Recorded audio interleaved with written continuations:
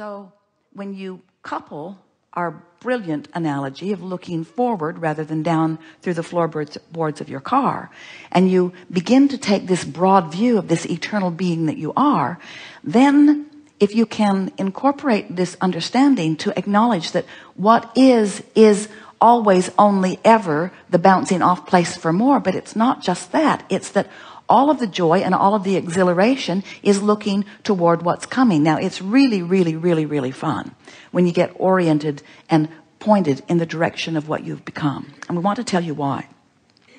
Because this larger part of you who remains non-physically focused is holding steadily the vibrations that you have been incrementally providing. In other words, the larger part of you remains non-physically focused while this part that you know as you is here.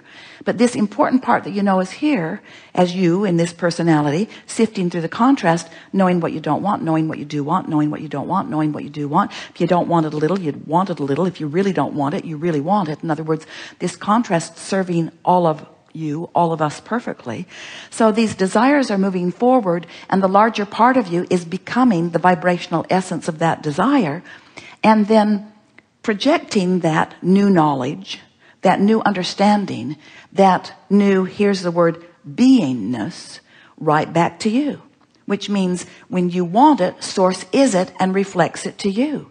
That's what that instant manifestation is that you've been talking about. You want it, source is it, reflects it back to you. But the question is, when source is reflecting it back to you, where are you? Where are you? And you say, well, I'm doing my part, Abraham.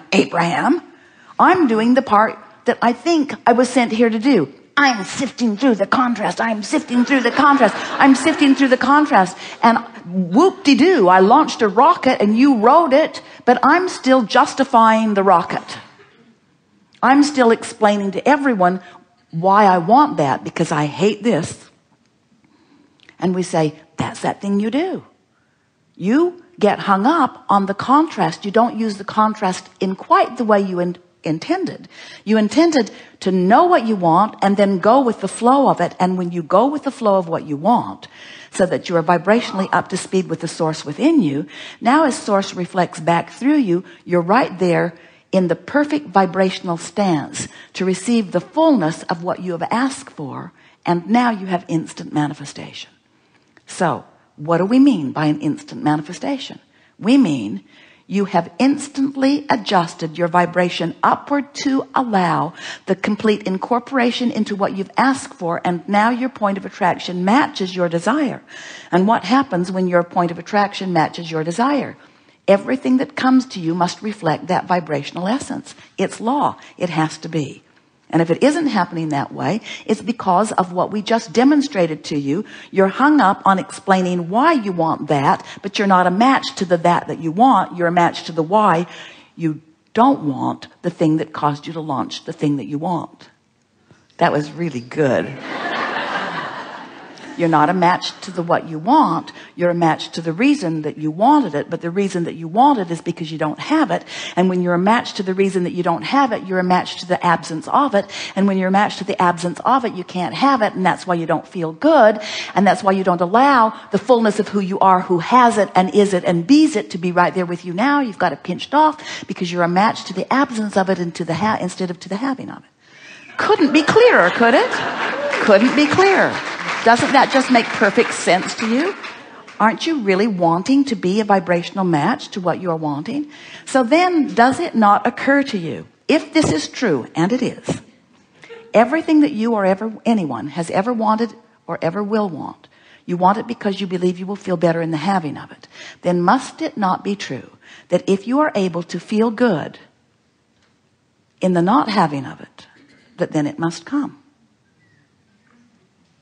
In other words, if it's true that everything you want is because you want to feel good, then isn't the true manifestation that you're reaching for, isn't the manifestation that you're looking for the emotional response to the thing you're trying to create? Isn't it? Now, some of you are afraid to say yes to that because you think we're going to then announce to you, good, then no longer want anything. Just be the spiritual beings that you are. And yeah, that's pretty much what we're saying. when you give up the intoxication of the manifestation and you let the conjuring of the emotion be the manifestation that you're looking for, then you have accomplished instant manifestation. And then you say, yeah, but what about the car?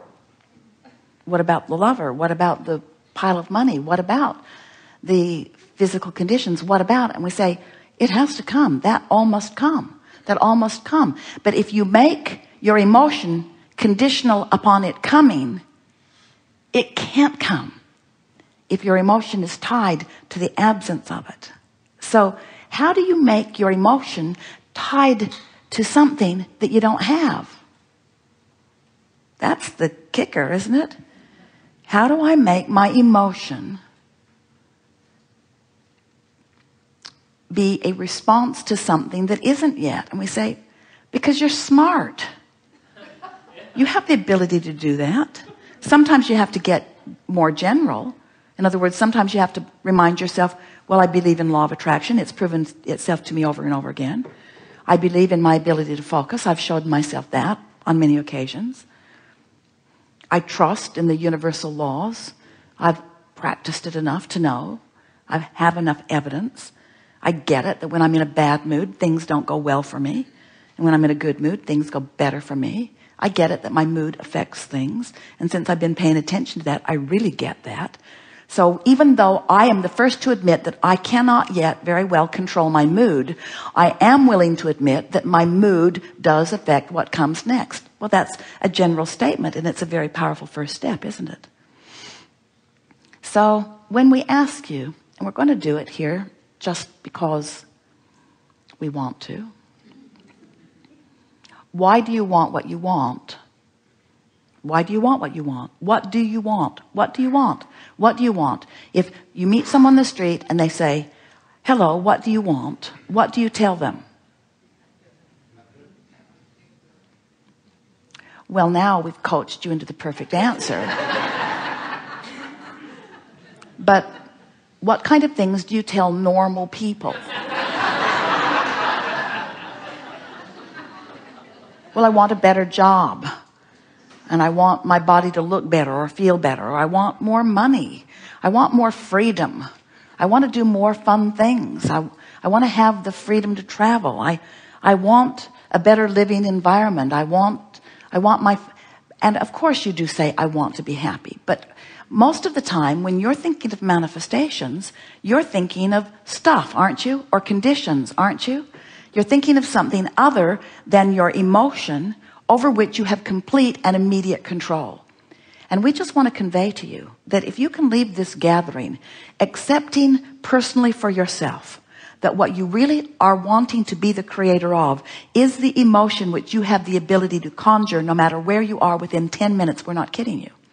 And that if you will, in fact, deliberately conjure the good feeling emotion within 10 minutes, whenever anything is out of whack for you, that you will begin to show yourself the power of your point of attraction. And we want to put this to you in a stronger way than we ever have. We want you to show yourself the power of our point of attraction. Our point of attraction. Because you're not in this alone. You weren't alone when you came, and you're not alone now. And you're not alone when you're moving through the contrast, and we're not talking about the other billions of people that you're interacting with or the circumstances and events that are around you. We're talking about the fullness of source energy.